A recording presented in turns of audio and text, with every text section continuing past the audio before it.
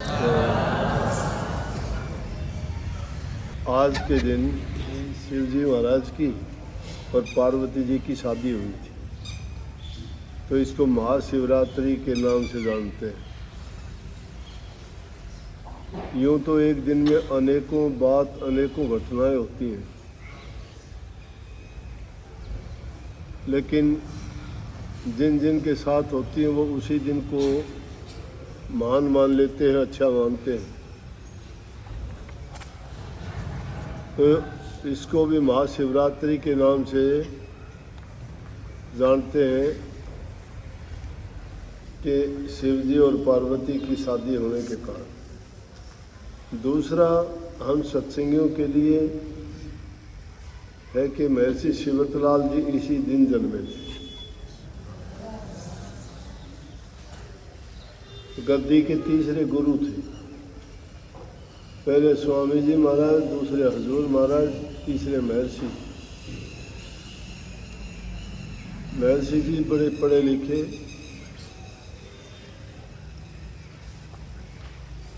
और बहुत ऊंचे पद के संत, करनी के धनी।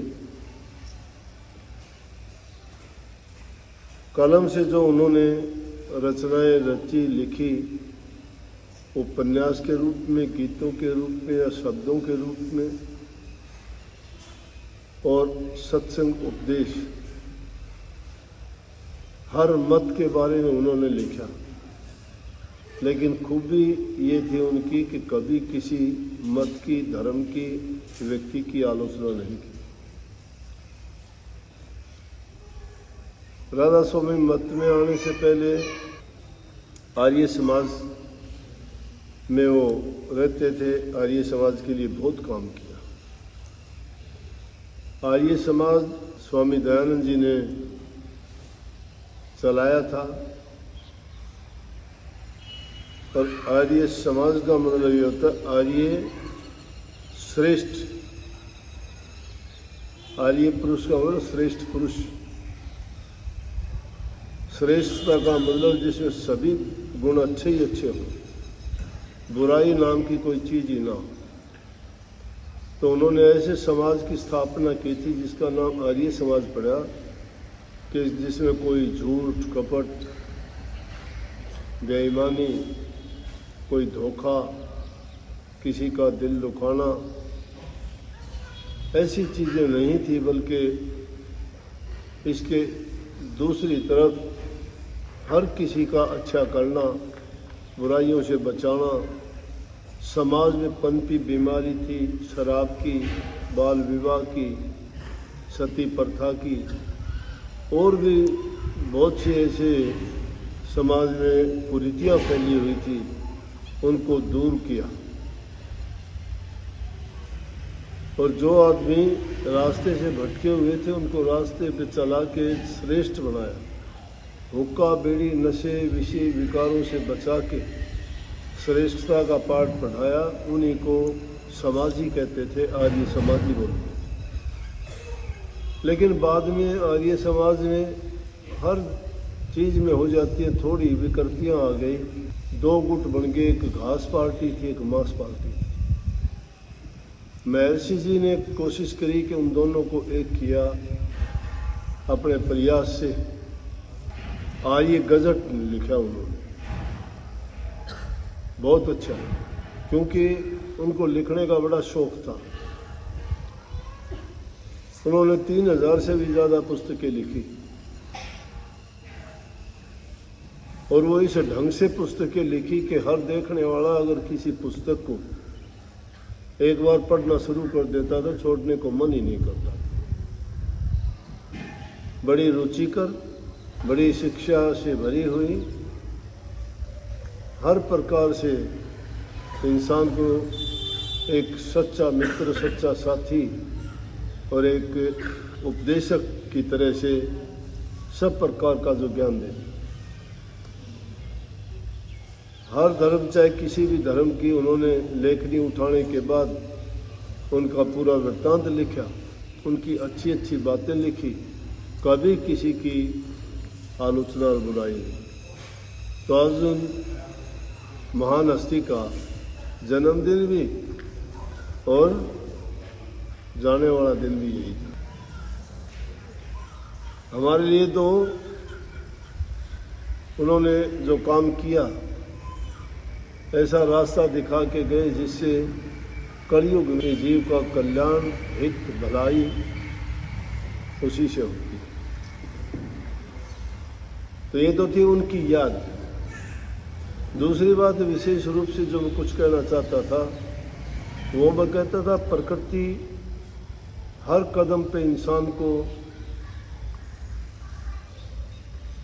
शिक्षा देने के लिए तैयार रहती है, लेकिन लेने वाला होना चाहिए। हम समय पर उसको जांच परख नहीं पाते। ये मैं लावती लड़का अभी शब्द गाए थे, वो लड़की भी साथ है जिससे इनकी शादी हुई, लड़का भी बैठा है।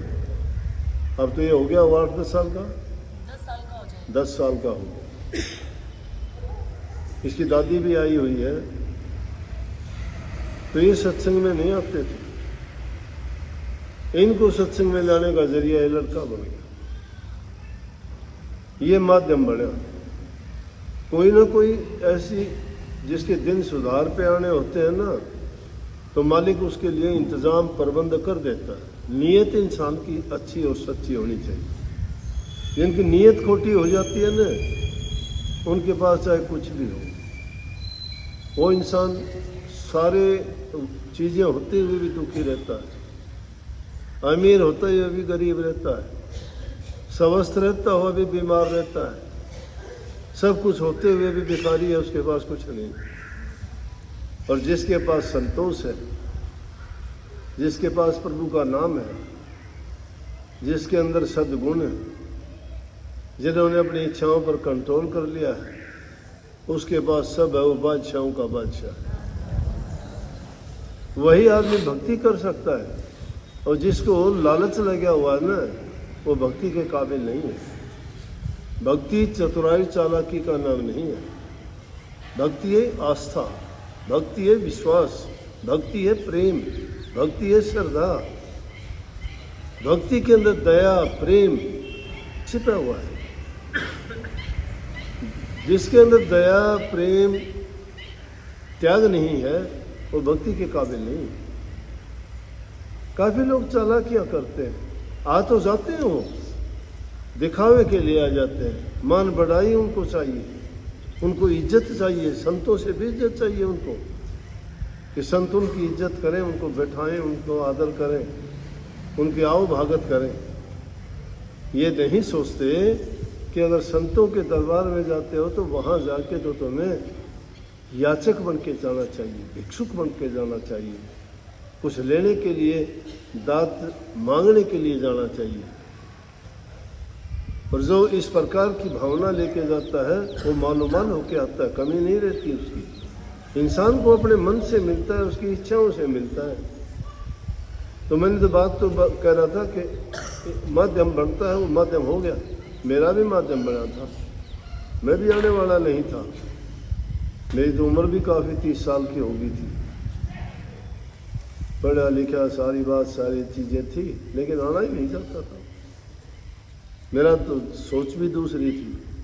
अगर कहीं आते जाते महाराज जी गली में से सामने से आते दिखाई देते, तो मैंने किसी को किसी के घर में बिना मतलब बढ़ना पड़ता, सामने नहीं आता था।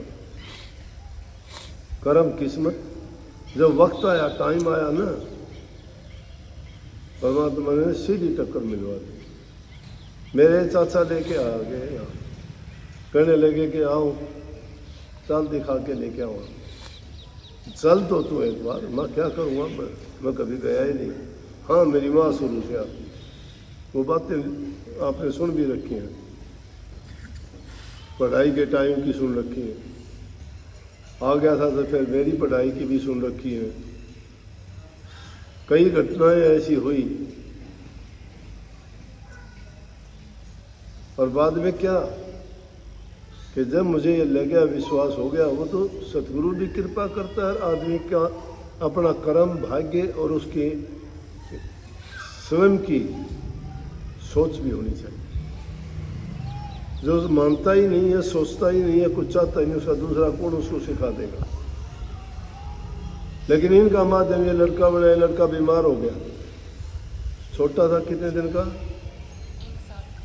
1 साल का लड़का था, हॉस्पिटल में दाखिल कर दिया। इसका तो ना कोई ये बोलचाल थी, ना इसका पेशाब उतरता था। इसकी दादी आ गई, किसके साथ आई, यहाँ हम बैठे थे, ये बैठे बैठे बात हुई, कहने लगी कि जी मेरा पोता बहुत बीमार है। मैंने तो वैसे ही साधारण रूप में कही थी, मैं कोई बात ना, हो जाएगा ठीक। बोला जी घने दिन से है और दया करो, उसका तो पेशाब भी नहीं उतरता, डॉक्टर ने जवाब सा दे दिया। मैं कोई बात ना, चिंता ना करो। क्यों? गुरु महाराज की कृपा ये थी, वो कहते थे किसी को भी घटिया बात नहीं कहनी चाहिए, जिसको भी कहते अच्छी बात कहो। फिर दोबारा इसने पूछा तो मेरा दिल भी, बोला जी छोटा सा लड़का है और वो तो बहुत वैसे कृपा करो। महा ये हो जाएगा ठीक, कह तो दिया। जब याद कह के बैठी थी, इतनी देर में फ़ोन आ गया, इसने किया या बड़ा लड़का है उसने किया। कहने लगा कि इसने तो पेशाब भी कर दिया और थोड़ा हाँ ये ठीक सा लग रहा है। बस उस दिन के बाद में पूरा परिवार आना शुरू हो गया। माध्यम बना कि नहीं बना, तो इनका एहसान तो लड़के का मानना चाहिए, ऐसी जगह ले आए, नहीं तो और किसी बुरी चीज़ में फंसते, शराब कबाब में पड़ जाते। दिल्ली बड़े शहरों में रहने वाले लोग तो ऐसे ही हैं। तो मैं कहता हूँ कि कुदरत हर इंसान के लिए तैयार है वो देने के लिए, लेकिन हमारी सोच नहीं है, हम बहुत लापरवाह हर चीज़ की तरफ से। छोटा बच्चा भी हमें सिखा देगा, जानवर पशु पक्षी भी हमें सिखा देगा, कंकर पत्थर रोड़े भी हमें सिखा देंगे, ये आकाश धुंध बारिश सूर्य भी हमें शिक्षा दे देंगे, ये चंद्रमा सितारे रात और दिन का निकलना और छिपना भी हमें बहुत बड़ी शिक्षा और उपदेश दे देगा। लेकिन हमारी दृष्टि उस ओर होनी चाहिए, उनके बारे में हमारे विचार होने चाहिए, क्या देता है वो।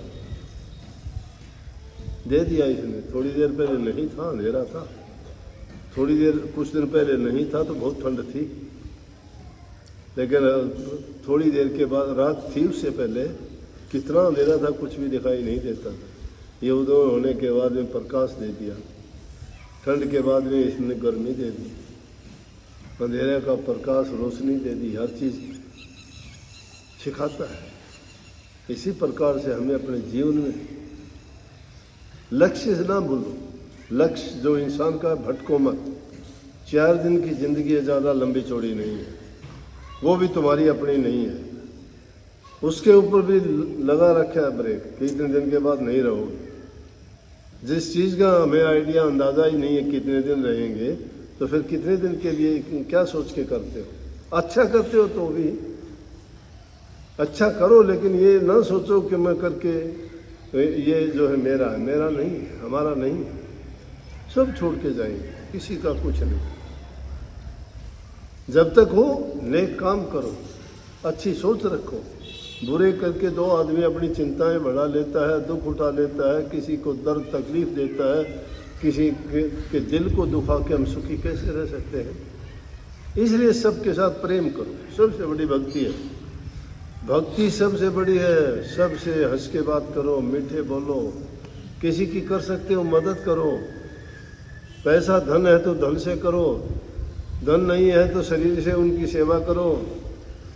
अगर शरीर से भी नहीं कर सकते तो कम से कम मन से प्रभु का नाम लिया करो, उसका सुमरण चिंतन भजन किया करो, याद किया करो, उनसे कृपा मांगा करो कि प्रभु मालिक दया करो, हम पर भी, हमारा भी कल्याण करो, उद्धार करो। हम भटके हुए जीव हैं, इस माया और काल की नगरी में, इस देश में आके हमारी बुद्धि मलिन हो चुकी है, हमें नहीं पता। इसीलिए रास्ता दिखाओ और सही रास्ते पे चला के हमारा कल्याण करो। बहुत बहुत सबको आशीर्वाद। राधा स्वामी।